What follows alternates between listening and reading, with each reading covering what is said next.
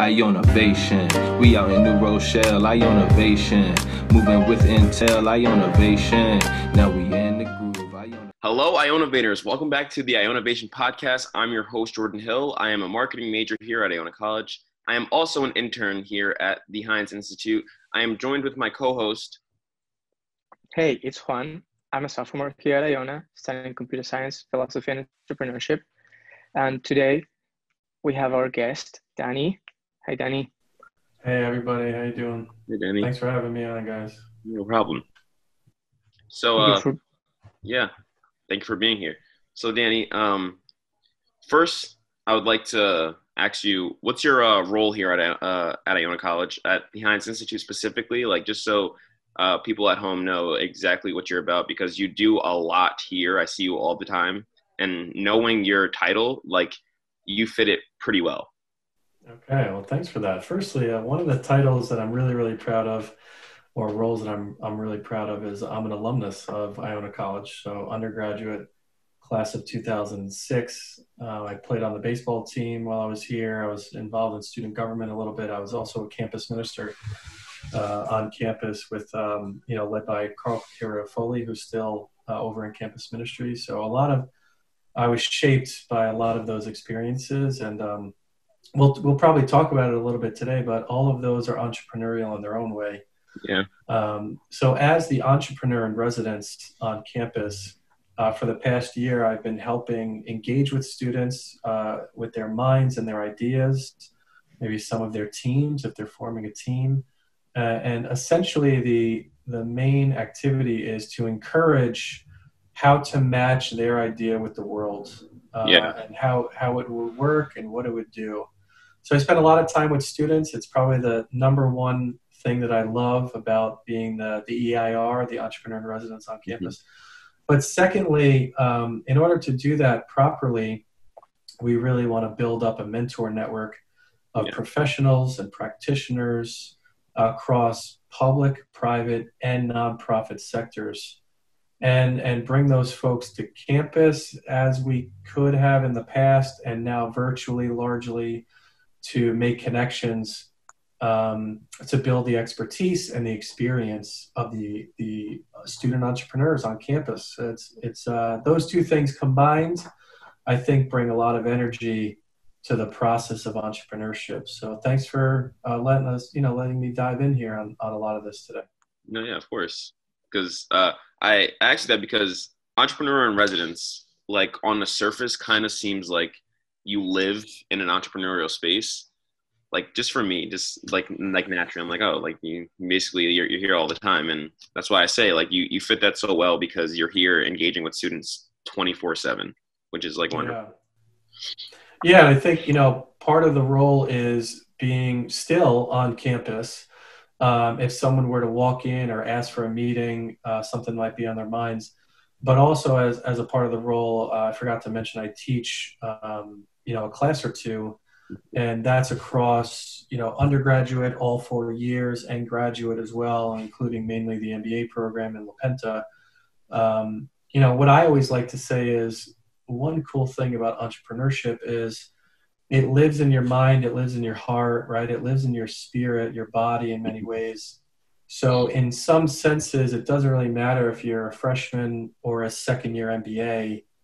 It's all about being obsessed about something and having Edmund Rice charisma about taking that obsession and just like wanting to explode that in the world.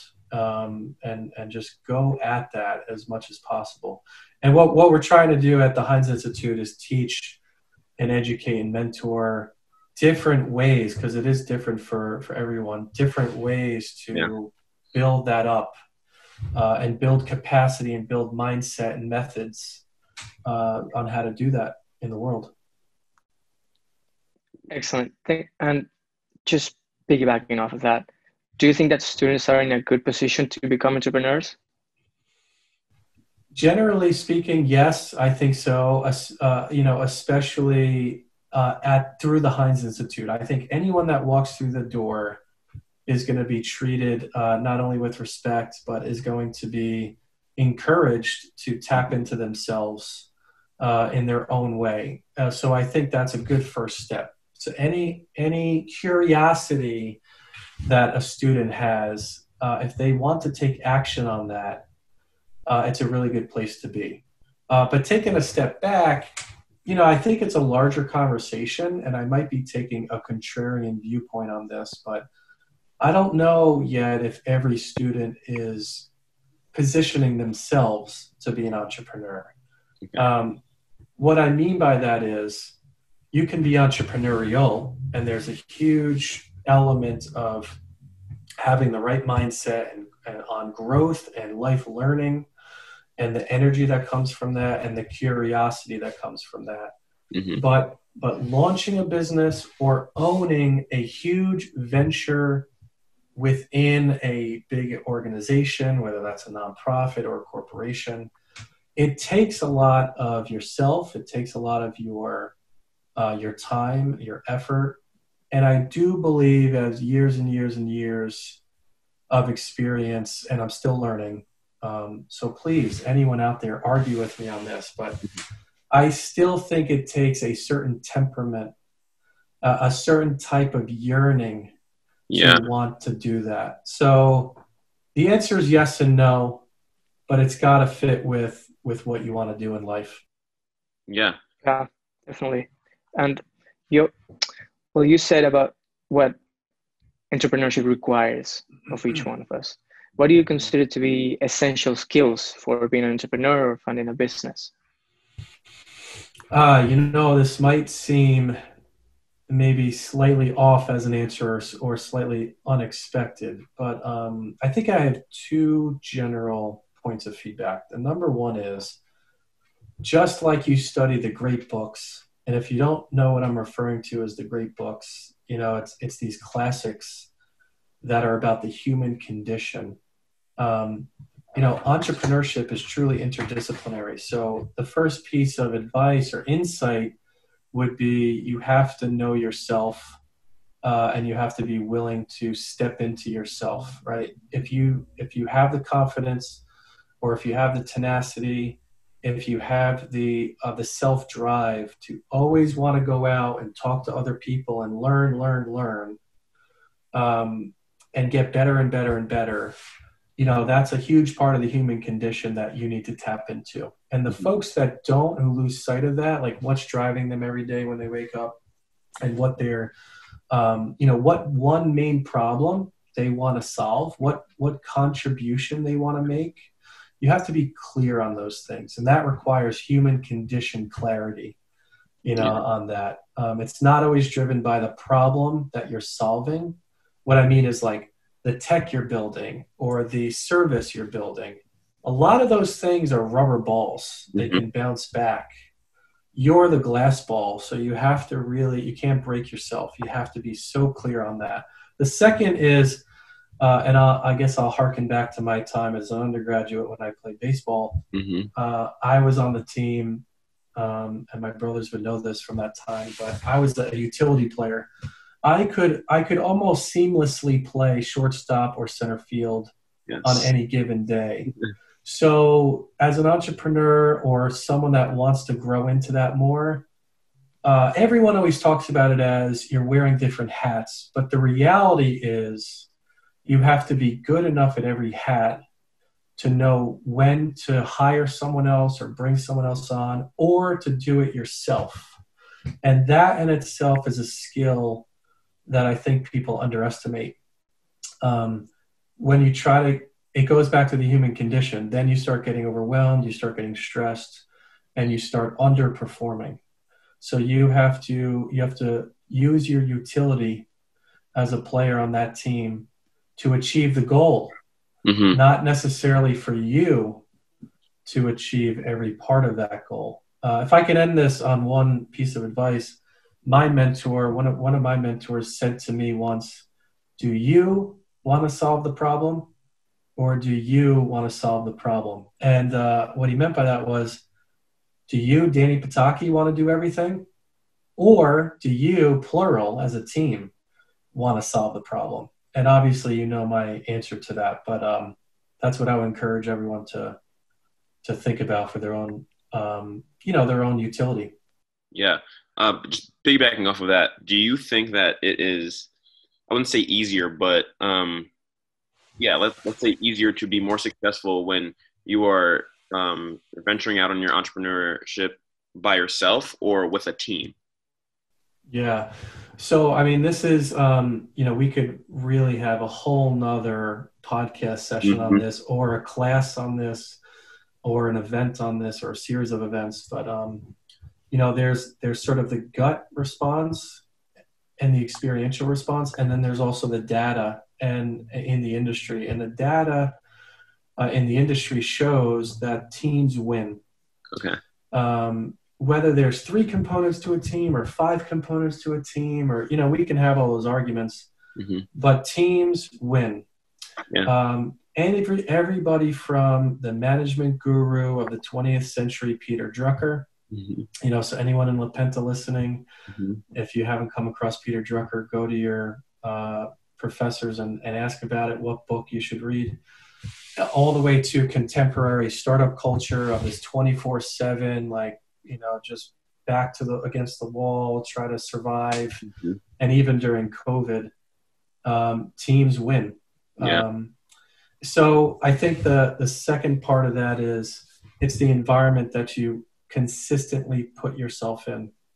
Yeah. So teams could win, but if there's proper team culture and you're really surrounded by people that are best for the business and best for your personal aspirations, that is going to accelerate the team more and more and more as you go. So, those are some of my reflections, Jordan. What do you think about that? No, I definitely agree. Just because, playing team sports, you played a Division I baseball sport, as you know, and I feel like you develop those skills when playing sports, learning how to work with a team.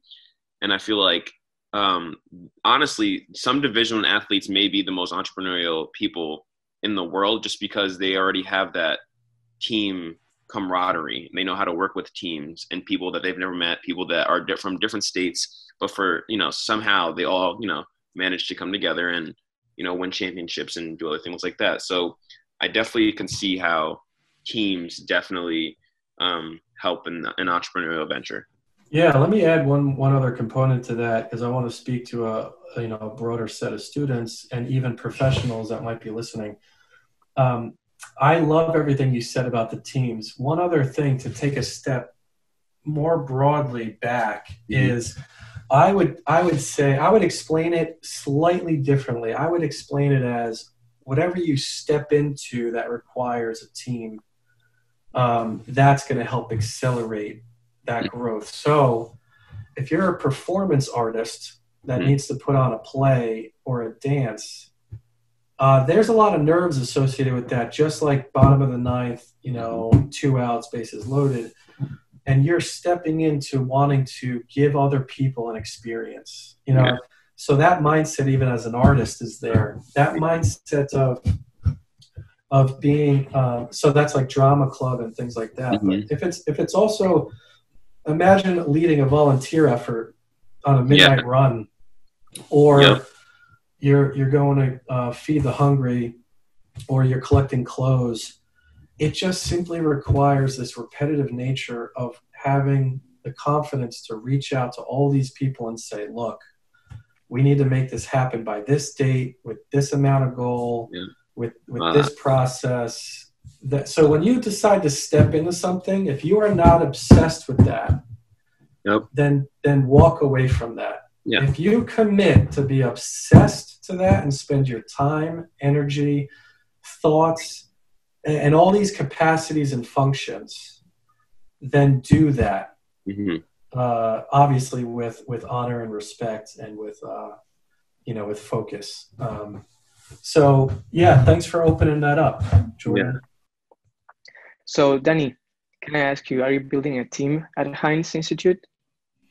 Yeah, because we're especially talking about these environments and these groups of experts.